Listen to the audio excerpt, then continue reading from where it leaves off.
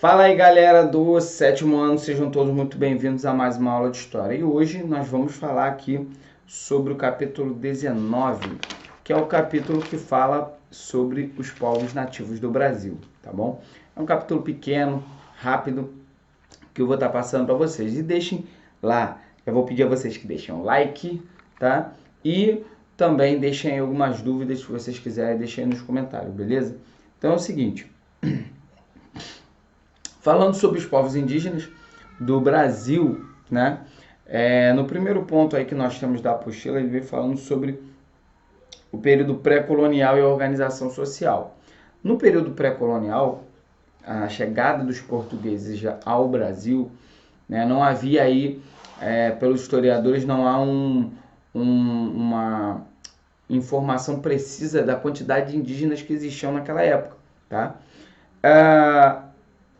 Eles estimam aí, mais ou menos, que existia de em torno de 3 a 5 milhões de indígenas, beleza? E existiam diversos tipos de povos esses com características diferentes, tá? Também com modelos de sociedade e organização social totalmente distintas, tá? Entre elas, mas eles viviam em modelos de aldeias, tá? Em grupos pequenos, né? Modelos de organização social bem pequenos, tá? E dentro desses modelos de organização, algo eles têm assim bem em comum. Dois tipos de personagens dentro da aldeia. Um é o pajé e o outro é o cacique, tá? O pajé, que é o centro, é o líder religioso, tá? É o principal líder religioso, ele é o responsável pelos rituais religiosos e pelo lado religioso da sociedade, tá? Desse grupo social. E também nós temos o cacique, que era responsável tinha a responsabilidade de organizar a vivência entre as aldeias, também dentro da sua própria aldeia, né, a organização da sua aldeia e também organizar as tarefas do dia a dia, tá? Era ele que definia todo o processo, todo o rito diário das atividades. E os trabalhos que eram realizados entre as pessoas que viviam na aldeia, né, trabalho que era realizado geralmente por todos tinham um papel fundamental no que tange o trabalho, tá? Forma de trabalhar dentro da aldeia. Sendo que as mulheres tinham o seu papel fundamental e os homens também tinham lá o seu papel. As mulheres eram responsáveis pela comida, por cuidar das crianças, pela colheita e também pelo plantio, tá? Já os homens, eles eram ligados às áreas do trabalho que eram consideradas mais pesadas, como a caça, a pesca, a guerra e também a derrubada das árvores. Sim, os indígenas derrubavam árvores tanto para fazer lenha para eles, para utilização deles, quanto também para fazer áreas de plantio, enfim, né, onde eles cultivavam lá os seus mantimentos. Temos também os curumins, né, que eram as crianças pequenas, eles eram chamados de curumins, as crianças, que eles viviam, né, na aldeia, mas entre aí em torno de 13 e 14 anos, eles passavam por rituais para entrar e serem iniciados na vida adulta.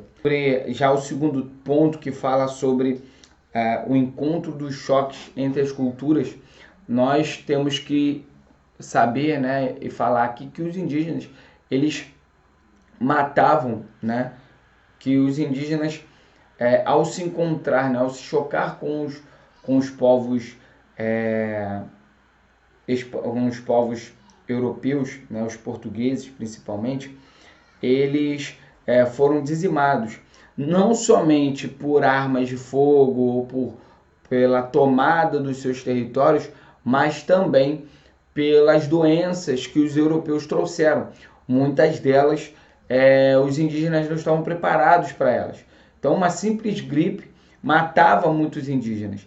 Então, várias epidemias foram disseminadas aqui no Brasil na chegada dos europeus, que mataram muitos indígenas, tá bom? E quando nós falamos sobre descoberta, é importante nós dizermos que o termo descoberta, né, não é mais utilizado, não é tão mais utilizado como era antigamente.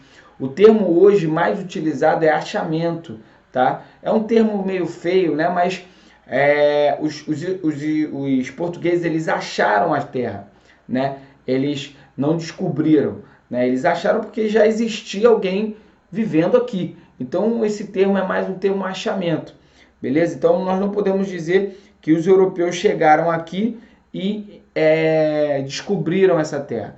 Eles encontraram esse local que já havia sim pessoas vivendo aqui, tá?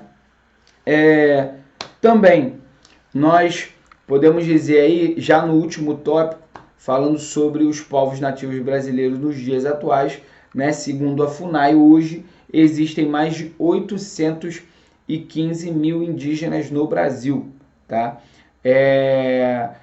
300 mil deles em áreas urbanas, beleza? E existem diversos tipos de áreas de preservação para esses indígenas, tá? Uma das grandes dificuldades das populações indígenas é manter as suas tradições, que hoje é mais complicado com tamanha globalização e também a proximidade do homem branco, dos homens, né, com esses povos indígenas. Faz mais ou menos aí em torno de 3 gerações que os indígenas brasileiros, eles já não usam mais aquela oca grande, tá? Mas há cerca aí de alguns tempos, né, as malocas, né, que a gente chama malocas, né?